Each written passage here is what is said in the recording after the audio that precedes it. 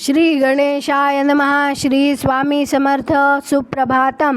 नमस्कार. सिया ऑफिशियलवर आपले सुस्वागतम.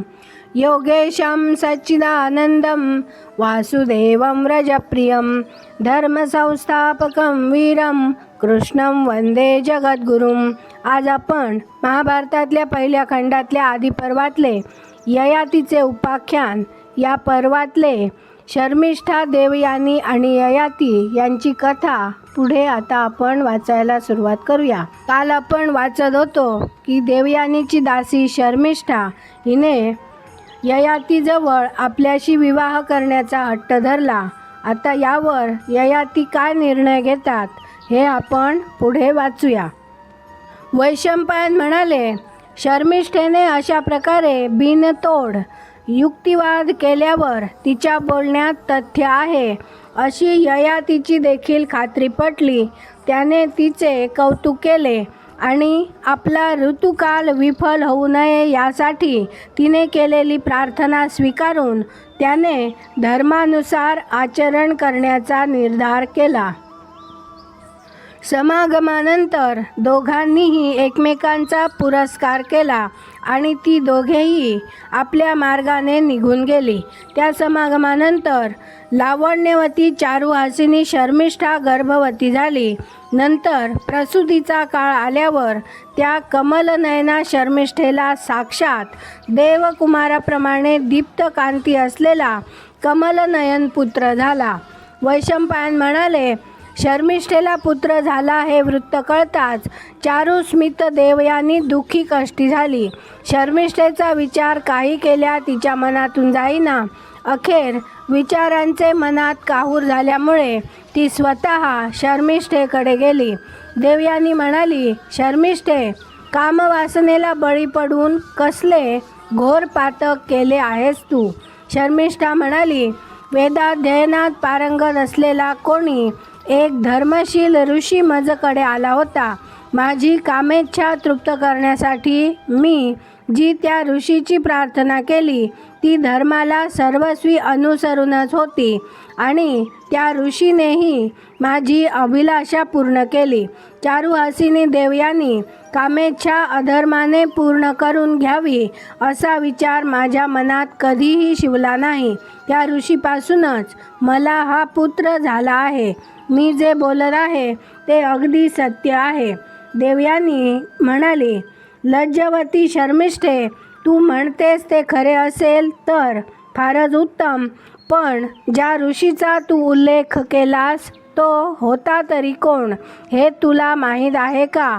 त्या ऋषीचे गोत्र कोणते, त्याचे नाव काय आणि ते कोणत्या कुळातले होते, सारे मला कळले पाहिजे. शर्मिष्ठा म्हणाली, खरे सांगू का?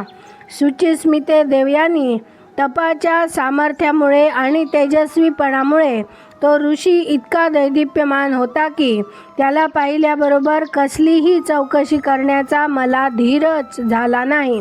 देवयानी म्हणाली, शर्मिष्ठे, तू म्हणतेस तसेच असेल तर उग्र तपश्चर्येमुळे ज्येष्ठ असलेल्या व प्रतिष्ठित कुळ असलेल्या श्रेष्ठ ब्राह्मणांपासून जर तुला अपत्य झाले असेल तर तुझ्यावर माझा राग नाही.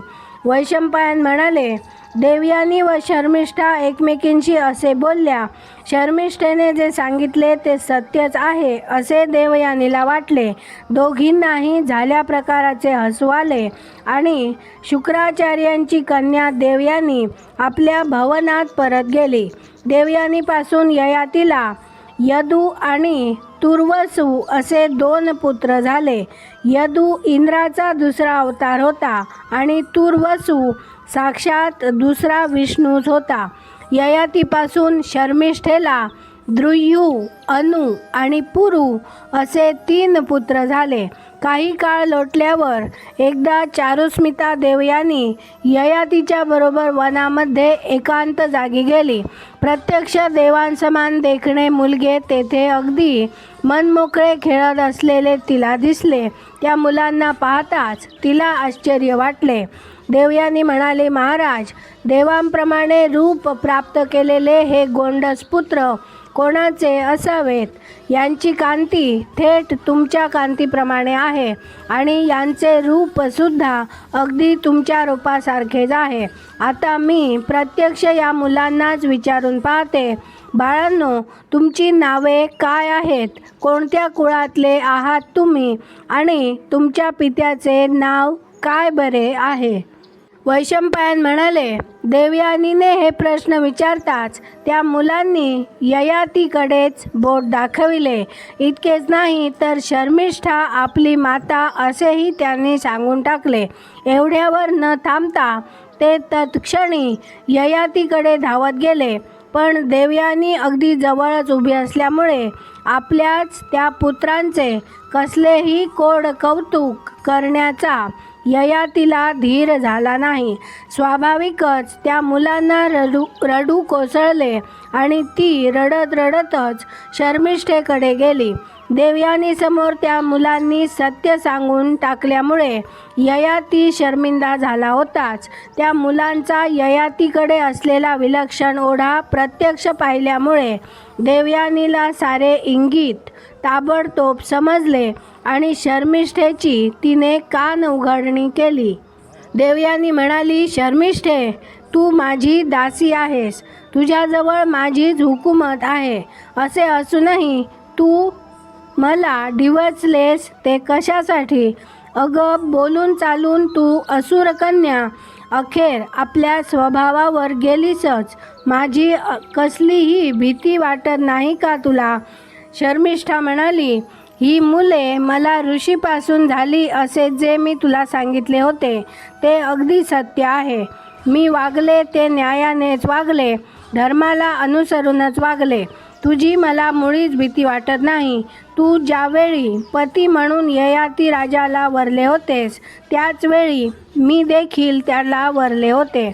शुभांगी देवयानी, मी मूळची तुझी सखी, नंतर मी तुझी दासी झाले. मग तुझा जो पती तोच माझाही पती झाला नाही का? देवयानी, तू ब्राह्मण कन्या आहेस. तू माझ्यापेक्षा वयानेही मोठी आहेस. तू मला पूज्य आहेस, आदरणीय आहेस. हे सारे खरे आहे. पण राजर्षी ययाती मला तुझ्याही पेक्षा कितीतरी अधिक पूज्य आहे. हे तुझ्या कसे ध्यानात आले नाही? वैशंपायन म्हणाले, शर्मिष्ठेचे हे बोलणे ऐकताच देवयानी ययातीला म्हणाली, महाराज, आजपासून मी आपल्याजवळ राहणार नाही. आपण माझा अपराध केला आहे. एवढेच बोलून देवयानी अचानक उठून चालू लागली. तिचे नेत्र अश्रूंनी डबडबले होते.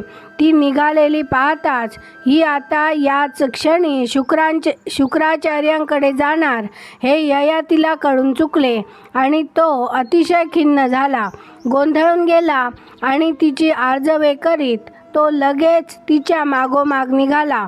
पण संतापाने बेभान झाल्यामुळे तिचे डोळे तांबडेलाल झाले होते. अशा त्या देवयानीने ययातीच्या आर्जवांना भीक घातली नाही आणि तिने मागे वळून सुद्धा पाहिले नाही. ययातीशी ती एक शब्दही बोलली नाही. पण तिच्या डोळ्यामधून झरणाऱ्या अश्रूंना मात्र खळ पडला नाही. थोड्याच वेळात ती शुक्राचार्यांकडे जाऊन पोहोचली. वडील दिसताच तिने त्यांना नमस्कार केला आणि ती त्यांच्यासमोर उभी राहिली. ययाती देखील त्वरेने तिच्या पाठोपाठच तेथे आला आणि त्यानेही शुक्राचार्यांना अभिवादन केले. आज आपण इथे थांबूया. माझ्या सिया ऑफिशियलला सबस्क्राईब केले नसेल तर कृपया आत्ताच सबस्क्राईब करा आणि दररोज महाभारत कथा ऐकण्याचा आनंद अवश्य घ्या. बाजूच्या बेलवर क्लिक करून लाईक करायला विसरू नका. शेअर करा, कमेंट करा आणि राधे राधे लिहायला विसरू नका. धन्यवाद. जय श्री कृष्ण.